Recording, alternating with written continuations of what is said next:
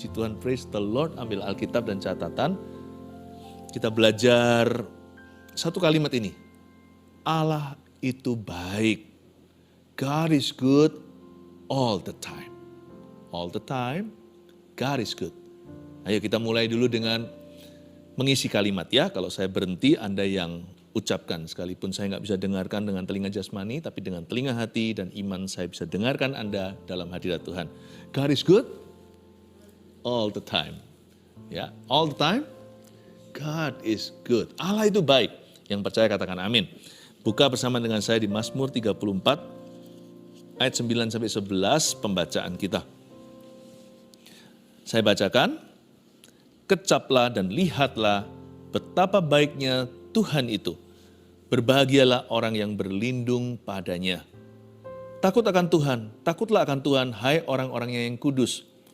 Sebab tidak berkekurangan orang yang takut akan Dia. Singa-singa muda merana kelaparan, tetapi orang-orang yang mencari Tuhan tidak kekurangan sesuatu pun yang baik. Ayat 9 dimulai dengan kecaplah dan lihatlah betapa baiknya Tuhan itu. Ini kecaplah ya, bukan kecap. Berarti dilarang testing-testing untuk coba-coba ini kecap manis atau asin. Kecaplah di sini artinya nggak boleh sampling maksud saya, nggak boleh sampling, nggak boleh coba-coba maksud saya, tapi tasting boleh. Taste and see that the Lord is good dalam bahasa Inggrisnya. Kita tasting itu berarti kita bukan mencoba, tapi kita menikmati rasanya. Kebaikan Tuhan itu seperti fine dining sorgawi. Bedanya kalau kita makan banyak-banyak, kita makannya terburu-buru apalagi sampai jatuh-jatuh, memang enak sih, memang lezat, apalagi kalau perut lapar. Nah setelah kita beraktivitas berat, lalu kita dihidangkan di depan makanan yang enak-enak, kita mau segera santap. Itu satu cara untuk makan dan menikmati hidangan. Tetapi tentunya kita nggak pelan-pelan merasakan bahwa makanan itu sebenarnya ada asin, manis, ada asamnya, enak sekali. Tapi pokoknya mau keburu-buru buat perut kenyang. Itu bukanlah kecaplah. Kecaplah itu bukan makan lamban, tapi dirasakan satu persatu, setiap flavor, setiap rasanya. Asinnya lebih asin, manisnya lebih manis, asamnya lebih asam, pahitnya pun indah. Kecaplah dan lihatlah betapa baiknya Tuhan itu. Kalau kita telusuri satu persatu, kebaikan Tuhan itu 1001 rasa. Melalui segala musim kehidupan kita nggak bisa sangkali kalau kita mau jujur hati. God is good, not sometimes. Allah itu baik bukan kadang-kadang, bahkan juga bukan seringkali. Allah itu baik setiap kali. God is good all the time. Kecaplah dan lihatlah betapa baiknya Tuhan itu. Tapi seringkali kita jatuh dalam pencobaan untuk merasakan yang belum kita punya. Kita iri hati lalu mengeluh sama Tuhan. Kok aku belum punya ini, aku belum punya itu. Atau yang kita rasakan hanyalah yang buruk-buruk saja, yang gak enak. Lalu kita salahkan Tuhan, padahal memang itu sudah menjadi bagian fakta realita hidup di dalam dunia yang jatuh dalam dosa. Jangan salahkan Tuhan, jangan salahkan orang lain. Dunia ini jatuh dalam dosa karena Adam dan Hawa, juga karena kita. Kita sama dengan Adam, kita juga jatuh di dalam dosa. Jadi sudahlah, terimalah fakta realita bahwa hidup ini banyak derita. Tapi gak perlu dirasa, gak perlu dirasa-rasa, penderitaan pun sudah kerasa. Yang perlu kita rasakan adalah kebaikan Tuhan. Kecaplah dan lihatlah itu berarti juga akuilah dengan mulutmu. Pengakuan iman, God is good. Kalau kita nggak punya lagi alasan untuk memuji, kan sudah ada lagu yang jadi tinggal nyanyi. Waktu hati saya berat saya nyanyikan lagu, mungkin lirik ke satu, masuk ke refnya atau ke chorus, ulang lagi kedua, ketiga saya belum rasa apa-apa. Tapi kalau saya terus meresapi hadirat Allah, 10-15 menit kemudian, terasa seperti hati saya mulai melayang. Itu bukan fly ya, itu bukan feeling melulu atau perasaan belaka. Sungguh-sungguh hati kita tuh diangkat masuk ke hadirat Allah. Nggak jarang waktu hati saya berat, ketika saya letih lesu dan berbeban berat, bisa jadi di kilometer tertentu dalam hadirat itu, di menit keberapa itu saya burst into tears.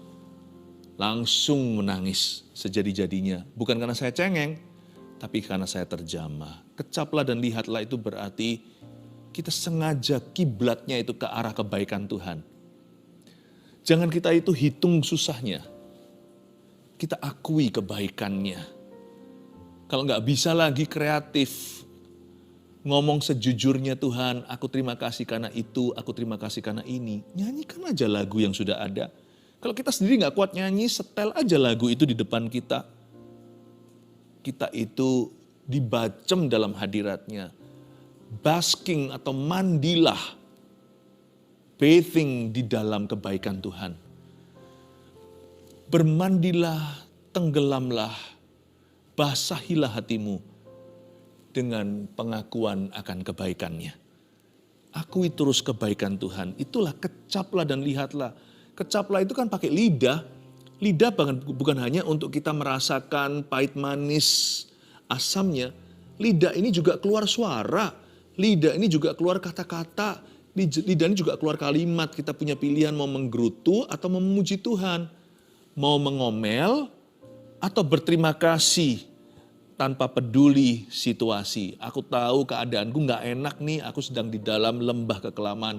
Sekalipun ku berjalan dalam lembah kekelaman. Kita gak menyangkali keadaan. Tak akan gentar ku melangkah, sebab engkau besertaku. Tidak kita sangkali, sekalipun ku berjalan dalam lembah kekelaman.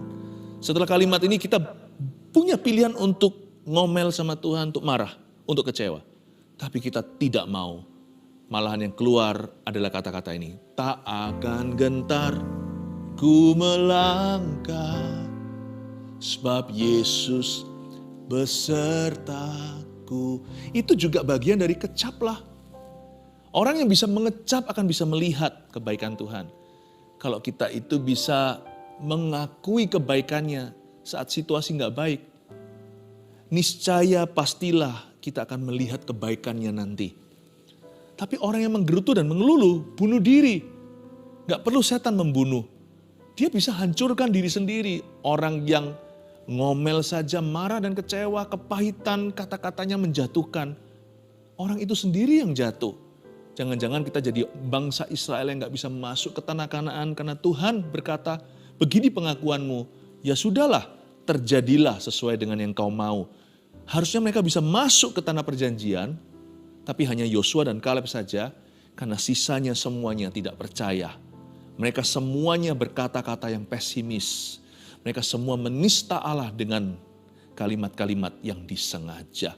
Hatimu boleh pedih, mulutmu harus tetap manis. Kecaplah dan lihatlah kebaikan Tuhan. Ini bukan berarti pura-pura. Lidah itu adalah setirnya nakoda. Lidah itulah nakodanya. Kalau hati kita lagi pahit, menusuk-nusuk, dungu seperti hewan, tapi kita tetap berada di dekatnya, biarkan lidah bibirmu itu membawamu masuk ke hadirat Allah. Bukanlah sebaliknya lidah bibir kita menyesatkan kita jauh dari Tuhan dan jatuh ke tangan setan. Janganlah hujat Tuhan. Ketika Ayub dicobai seberat-beratnya dia tidak menghujat. Kecaplah dan lihatlah itu berarti kita sengaja dengan iman mengakui kebaikan Tuhan. Meskipun situasi kita gak baik, karakter Yesus tidak berubah, Tuhan Yesus tidak berubah. Kasih dan kuasanya dahulu, sekarang, sampai selama-lamanya. Peduli amat kita lagi ngalami up atau kita ngalami down, kita lagi ada di bukit atau di lembah. Tuhan Allah kita hakikatnya tidak berubah. Mau kita ragu atau percaya, Tuhan adalah Tuhan. Tapi kalau kita percaya kita diuntungkan, kalau kita ragu kita jadi musuh. Kita jadi musuhnya Tuhan Yesus. Jikalau kita tidak percaya, kita tidak akan masuk ke dalam istirahat yang Tuhan janjikan. Hari ini, jikalau Tuhan berbicara kepadamu, janganlah keraskan hatimu. Kecaplah dan lihatlah betapa baiknya Tuhan itu. Let your mouth agree with His promises. Biarkan mulutmu setuju dan sepakat dengan firman Allah. Berbahagialah orang yang berlindung padanya. Kata berbahagia di sini bukanlah happy, ini beyond happy, bukan hanya senang, tapi ini sukacita. Kata berbahagia di situ artinya blessedness. Diberkatilah orang-orang yang berlindung padanya. Berbahagialah orang yang berlindung padanya. Iya, dari ayat ini saya ingin sampaikan poin pertama kita. Allah itu baik. Karena Allah itu baik, kita berlindung padanya. Berbahagialah orang yang berlindung padanya. Karena kita sudah mengecap dan melihat betapa baiknya Tuhan itu. Karena Tuhan itu baik, saya nggak ragu untuk berlindung padanya atau cari perlindungan pada Tuhan. Tuhan itu bukanlah pengacara yang dua muka atau dua sisi. Tuhan bukanlah seorang yang double agent. Ada pertukaran bayangan. Di depan bilang mau bantu, di belakang malah menjual aku. Tuhan nggak begitu. Kalau sama seperti itu, kita harus uji dulu. Orang-orang yang menawarkan bantuan sama kita harus uji dengan doa dan juga lakukan riset kita. Kenali dulu orang itu. Siapa tahu orangnya berjanji membantu, malah ada agenda tersembunyi, ada udang di balik batu. Bisa jadi kita mau berlindung sama dia, malah diperas sama dia. Ya kan, itu kan sudah jadi fakta lapangan hidup di dunia ini. Berapa banyak orang yang mengecewakan sesamanya. Bahkan kita pun di sini banyak cerita bagaimana dikecewakan, dikhianati, dijual oleh teman, janji palsu, PHP, pemberi harapan palsu, dan sebagainya. Allah nggak gitu. Tuhan kita itu nggak bisa berubah. No evil in Him. Dalam Tuhan itu sama sekali nggak ada kejahatan. Kalau ada satu hal saja yang merupakan kemustahilan pada Tuhan adalah Tuhan mustahil berbuat jahat. Karena Allah itu baik. Dan saya tahu dari firman dan pewahyuan, Roh Kudus beritahu di hati saya, dan ketika saya sekarang menyampaikan firman ini, Roh Kudus memberitahukan di hatimu, tiba-tiba timbul iman dan kesadaran, iya ya, Allahku itu baik 100%. Dia itu baiknya sempurna. Hanya karena sekarang aku masih alami kesusahan, bukan berarti dia nggak baik. Karena Allah itu baik, mari kita berlindung padanya yuk. Tanpa rasa curiga. Tanpa rasa curiga. Dia itu mempelai pria, Yesus Kristus. Mempelai gereja di sorga. Bukankah nanti disebut sebagai pernikahan anak domba Allah itu bicara tentang gereja Tuhan dan Yesus Kristus. Kita ini punya Tuhan yang akan menusuk kita di belakang. Kita tuh punya Tuhan yang gak munafik, yang luar dalam, depan belakang sama. Tenanglah, kalau saya sama Tuhan sudah saya aman. Bahkan, even suffering children are safe in your arms. Dalam satu lagu, chorusnya begitu, there is none like you. Bahkan, anak-anak kecil yang menderita, yang sakit, anak-anak kecil yang lemah pun aman di tangan Tuhan. Tuhan tidak akan lecehkan. Bahkan seorang wanita Samaria yang 5 tuh cowoknya, Yesus sendirian ada di sumur Samaria itu. Yesus tidak berlaku tidak sopan, malah Yesus suruh panggil suaminya, dan Yesus tahu pria yang sekarang sama dia itu bukan suaminya. Yesus berkata, akulah dia, akulah Mesias, dan perempuan itu sujud. Dan dia lari ke kampungnya cerita, aku ketemu sama sang juru selamat. Kalau kamu minum dari aku, kamu tidak akan haus lagi. Yesus tidak eksploitasi, Yesus tidak manipulasi, tidak minta airnya. Sama sekali Yesus nggak minum dari airnya. Yesus malah nawarkan air yang nggak kelihatan. Perempuan itu merasa dihargai, dihormati. Biasanya semua laki selalu ada maunya sama dia. Saya beritahu ya, kalau wanita ini punya 5 cowok, berarti dia pasti cantik. Perempuan ini pasti menggoda. Tapi even perempuan kayak gitu aman di dekat Tuhan. Tuhan kita itu murni, Tuhan kita itu suci. Tuhan kita itu kudus. Anak kecil, wanita, semua aman pada Tuhan. Masa saya nggak bisa percayakan hidup saya? Jikalau Tuhan itu berada di dalam satu ruangan dengan perempuan Samaria itu atau dengan seorang anak kecil, mereka akan Tuhan lindungi. Tuhan akan mengasihi mereka. Tuhan akan menghargai mereka, bahkan menghormati apa yang merupakan kebebasan orang itu, harga diri orang itu, masa depan orang itu, perasaan orang itu. Tuhan itu menghargainya. Tahu nggak, kita tuh punya Allah yang pribadinya kayak gitu. Makanya itu saya nggak berani serahkan anak saya pada ilah lain kecuali Yesus Kristus. Kalau anak Daud, anak Abraham ribuan tahun kemudian aja dipelihara Israel itu. Sampai sekarang Tuhan lindungi hanya karena punya janji sama kakek buyut mereka. Anakku lebih baik milik Yesus. Hidup saya juga. Karena Allah itu baik, kita bisa berlindung padanya. Kenapa kita ragu-ragu, kenapa kita curiga. Nanti kalau dekat sama Tuhan nanti diambil semua.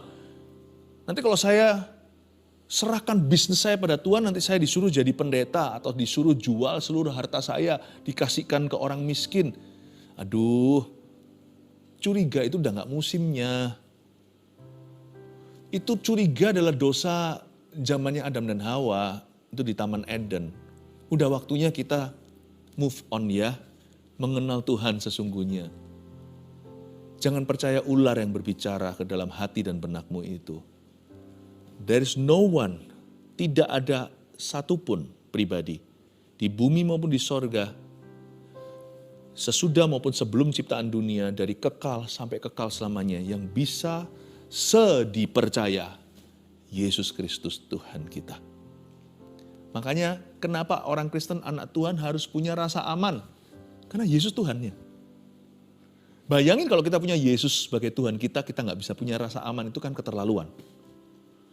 Coba bayangkan kalau bapakmu dan bapakku itu adalah bapak kami yang di dalam sorga, itu kita masih nggak punya rasa aman. Padahal dia sudah berjanji burung pipit di udara dia pelihara.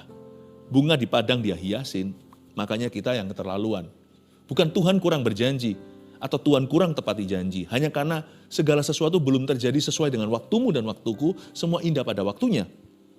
Doesn't mean, bukan berarti bahwa dia tidak setia. Cuman kita jangan memaksa. Kita harus tahu dulu bahwa kita ini nggak tahu segala sesuatu. Bahkan boleh dikatakan kita manusia itu nggak tahu apa-apa.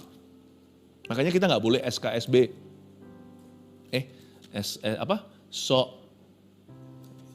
SKSD. Sok kenal, sok dekat sama Tuhan. Kita selalu belajar.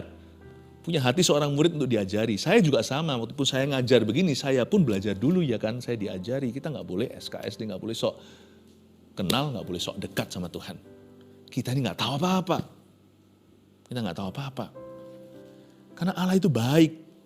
Hendaknya kita berlindung padanya. Even suffering children are safe. Women are safe in His arm. Wanita aman. Pria apalagi, pria juga aman di tangan Tuhan. Tuhan yang ciptakan. Tuhan yang ciptakan. Luar biasa ya Tuhan Yesus itu. Ayat 10. Takutlah akan Tuhan. Hai orang-orang yang kudus. Sebab tidak berkekurangan orang yang takut akan Dia. Poin nomor 2, dikatakan di sini takutlah akan Tuhan, hai orang-orang yang kudus. Ini kan berarti holy fear ya. Ini berarti rasa takut yang beda. Ini bukan perasaan ketakutan, ini takut kudus. Apakah itu? Nomor 2, karena Allah itu baik. Kita takut melukai hatinya. Jadi bukan takut akan Tuhan itu bukanlah takut dihukum olehnya. Wah, itu sudah enggak, itu kita mestinya di atas level itu kalau kita kenal Tuhan. Bolehlah itu masih di level agama atau roh agamawi. Harus begini, kalau enggak begini nanti marah. Tuhan akan marah. Kita harus kasih persembahan tertentu. Atau harus menemukan barang tertentu. Harus melakukan ini dan itu. Kita harus maju berapa langkah. Pergi ke gunung mana. Jam-jam tertentu, hari-hari yang suci. Harus dipelihara. Kalau enggak nanti jangan-jangan Tuhannya marah. Saya rasa kekristenan itu bukan begitu. Iman kita itu hubungan soalnya dengan Allah. Hubungan yang dipulihkan lagi lewat tubuh dan darah Yesus. Tirai itu dirobek dari atas ke bawah ketika Golgota berbicara. Lalu antara manusia dan Allah, pemisahnya itu ditiadakan. Karena itu kalau kita takut akan Tuhan itu bukan karena ketakutan akan hukuman. Takut akan Tuhan kita itu berdasarkan kebaikannya. Jadi takut akan Allah yang kita harus alami di hidup ini bukanlah ketakutan dihukum olehnya, tetapi karena Tuhan cinta sama aku kayak begini, aku punya Tuhan se-precious atau seberharga ini, dan karena aku mengasihi Dia, aku terjamah terharu dan aku forever and ever selama-lamanya berterima kasih dan bersyukur kepadanya. Aku takut melukai hatinya. Takutlah akan Tuhan, bukan berhenti di kata takutlah. Hai orang-orang yang kudus. Bukan takutlah akan Tuhan, hai orang-orang yang dipenjara. Atau hai para terdakwa. Bukanlah takutlah akan Tuhan, hai orang-orangnya yang bersalah. Tapi takutlah akan Tuhan, hai orang-orangnya yang kudus sudah lepas dari hukuman. Takutlah akan Tuhan, His holy people. Ini holy fear. Ini ketakutan untuk melukai seorang yang kita kasih. Saya tidak mau pukul anak-anak saya pakai kekerasan dalam rumah tangga, baik anak maupun istri, bukan karena saya takut pada hukum yang ada. Bukan karena saya takut nanti saya akan ditangkap polisi. Bukan karena saya takut akan dipenjara, karena di negara saya ada hukum dan ini adalah di negara saya ada hukum, ada hukuman dari pemerintah. Puji Tuhan, itu semua perlu untuk orang-orang jahat. Supaya mereka ada rasa takut akan Tuhan, mereka takut pada hukum di negeri. Tapi kita yang sudah diangkat Tuhan naik levelnya, bukan lagi takut hukuman, tapi masuk ke hukum kasih. Saya tidak pukul anak-anak saya tidak melakukan kekerasan dalam rumah tangga, bukan karena saya takut semua itu, tapi karena saya cinta, karena saya sayang sama mereka, saya takut melukai mereka. Seperti waktu pertama kali gendong bayi, saya masih ingat, saya hati-hati karena saya bukan suster yang pengalaman. Apalagi waktu anak pertama, anak kedua pun setelah selang berapa tahun harus belajar lagi. Lalu bertahun-tahun pula anak saya ketiga. Saya harus hati-hati. Saya gemetar. Bukan karena takut dimarah sama dokter atau susternya. Saya gemetar karena rasa memilikinya. Saya gemetar karena ini anakku, ini bayi yang begitu indah. Yang ku gendong sebagai pria kan kita nggak jago beginian. Saya gendong pelan-pelan. Saya tidak mau melukai dia. Jangan sampai jatuh, jangan sampai terjadi kecelakaan. Karena saya mengasihinya. Sama Tuhan juga sama karena rasa memilikinya. Dia adalah Bapakku. Kalau kita punya orang tua yang sudah lanjut usia, kita tuntun pelan-pelan. Kita pegangnya pun pelan-pelan. Bicara pelan-pelan. Karena kita takut untuk menyentak atau mengejutkan atau membuat orang tua kita kaget. Kita takut kalau nanti pegangan kita agak terlalu kasar, terlalu kuat. Kita takut orang tua kita terluka. It's out of love. Takutlah akan Tuhan, hai orang-orang yang kudus. Terakhir ayat 11, singa-singa muda merana kelaparan. Tetapi orang-orang yang mencari Tuhan tidak kekurangan sesuatu pun yang baik. Kata orang-orang yang mencari Tuhan di situ adalah bahasa doa. Tidak kekurangan sesuatu yang baik, Mazmur 23 ayat 1 bunyinya, Tuhan adalah gembalaku, takkan kekurangan aku. Takkan kekurangan aku itu bukan berarti kita nggak punya kebutuhan apalagi keinginan. Tapi poinnya sederhana. Poin nomor 3, karena Allah itu baik, kita tidak kecewa dengan jawaban doa. Kalau kita berdoa alias mencari Tuhan, kita percayakan jawaban doanya sama Tuhan. Kita boleh terus berdoa tidak jenuh, atau berdoa hingga sesuatu terjadi boleh. Tapi ujung doa itu harus bisa menerima dan berserah apapun jawabannya. Jikalau jawabannya adalah ya, puji Tuhan. Jikalau jawabannya adalah tidak, tetap puji Tuhan. Tuhan memberi, Tuhan mengambil, terpujilah nama Tuhan. Jikalau jawabannya menunggu, tetap puji Tuhan, nantikanlah Tuhan. Ujung doa itu harus berserah. Kita boleh berusaha dalam doa, kita doa sekencang-kencangnya. Jangan gampang menyerah. Berserah itu bukan gampang menyerah. Berserah itu bisa menerima apa yang kita nggak bisa ubah. Doa, di dalam doa yang sesungguhnya ada hikmat untuk bisa menerima apa yang kita bisa ubahkan, kita bisa doakan. Tapi juga harus bisa menerima apa yang kita nggak bisa ubahkan kalau memang Tuhan sudah final keputusannya. Asal hati kita tuh tahu bahwa God knows what's best for me. Tuhan tuh tahu apa yang terbaik untuk aku. Pokoknya kalau jawaban doa itu dari Tuhan ya. Baik itu iya atau jangan. Atau tunggu sekalian. Saya percaya yang dari Tuhan itu terbaik. Karena Tuhan paling ngerti apa yang terbaik bagi saya. Pokoknya dari Tuhan itu adalah terbaik. Saya nggak boleh iri sama orang lain. Dan saya juga tidak boleh menentukan. Kalau Tuhan sudah ketok palu atas hidup saya, Tuhan maunya begitu. Saya sudah berusaha berdoa sekencang-kencangnya. Kadang-kadang kita berdoa sungguh-sungguh, awan segumpal tangan itu muncul. Elia berdoa, lalu hujan setelah 3,5 tahun. Masa paceklik yang luar biasa atau kering kerontang. Untung Elia nggak berhenti di angka nomor 3, nomor 5. Dia teruskan 7 kali dia berdoa sampai terjadi sesuatu. Lihat tuh, berserah bukan berarti gampang menyerah. Tapi Daud ketika berdoa untuk anak pertamanya dengan Batsheba, dia seharian gak makan, gak cukur, gak mandi, tabur debu, koyakan baju, sampai semua pegawainya takut kalau dia begini. Sampai besok dia berdoa usahakan ketika anak itu, janin itu dalam kandungan mengalami permasalahan. Dia doa supaya janin itu diselamatkan, lahirnya normal. Setelah dia paksakan diri demikian rupa, mati anaknya. Semua doanya gak dikabulkan. Pegawainya berkata, waduh celaka nih kalau raja tadi aja anaknya masih sakit, itu janin bermasalah, dia doanya begini. Sekarang kalau sudah mati, siapa berani beritahu sama dia anaknya sudah tiada. Jangan-jangan raja bisa mencelakakan dirinya. Raja bisa lakukan sesuatu yang bodoh dan gegabah. Enggak tuh, Daud langsung mandi, urap wajah, makan. Setelah dia mendapatkan kabar buruk itu, dia berkata, apa boleh buat? Aku sudah berusaha. Kalau Tuhan memutuskan anak itu harus kembali kepadanya, aku hanya bisa menerima keputusan Allah. Semua orang pegawainya garu-garu kepala. Kok bisa gini raja? Hari itu mereka belajar dari seorang nabi, seorang yang hatinya berkenan pada Tuhan. Dia tahu bahwa imannya sudah sempurna untuk anak itu. Tapi keputusan Tuhan daulat, iman sempurna pun tak bisa ubahkan. Karena Allah itu baik. Daud gak kecewa sama jawaban doa Tuhan. Jawaban doa Tuhan pada saat itu adalah anak itu dicabut nyawanya. Itu kakaknya Salomo. Tahun depannya dapat Salomo.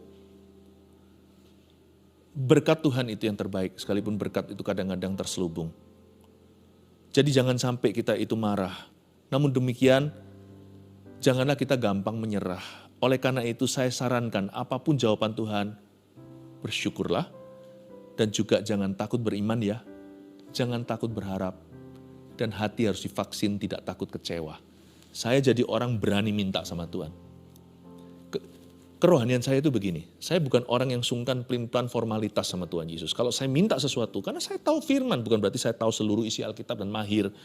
Tapi saya itu dibimbing oleh pelita ini. Ini adalah pelita kakiku. Jadi saya nggak mungkin minta sesuatu yang gila. Saya nggak mungkin meminta sesuatu yang salah, enggak. Tapi waktu saya meminta sesuatu ada di dalam batas-batas firman Allah, saya berani loh. Saya orangnya kalau sama Tuhan tuh nggak basa-basi. Saya ngomong apa adanya, Lord I need this, I want this. Saya akan ngomong terus terang. Karena sama Tuhan saya nggak punya rasa sungkan. Karena dia adalah Bapak aku. Kalau nggak minta sama Tuhan, masa minta sama tetangga? Saya nggak takut beriman orangnya. Saya nggak takut berharap secara spesifik sama Tuhan. Tapi ada satu lagi rahasianya. Saya tetap pegang pewahyuan bahwa Allah itu baik. Jadi saya harus selalu ready, 100% harus senantiasa siap apapun jawabannya. Hati saya sudah divaksin anti kecewa. Karena fondasi saya minta itu, percaya dulu Allah itu baik. Apapun ujungnya jawaban Tuhan itu yang terbaik. Berkatnya tidak pernah salah dalam kehidupan saya. Gak bisa kecewa. Gak bisa, gak pernah, gak akan kecewa. Kalau kita punya pewahyuan yang benar, Allah itu baik. Rohani kita akan kuat. Doa kita akan berani. Dan hidup kita akan senantiasa stabil sampai Tuhan datang atau sampai kita mati. Allah itu baik, 1, 2, 3 poinnya apa aja? Karena Allah itu baik, kita berlindung padanya. Jangan curiga ya. 2, karena Allah itu baik, kita takut melukai hatinya. 3, karena Allah itu baik, kita tidak kecewa dengan jawaban doa.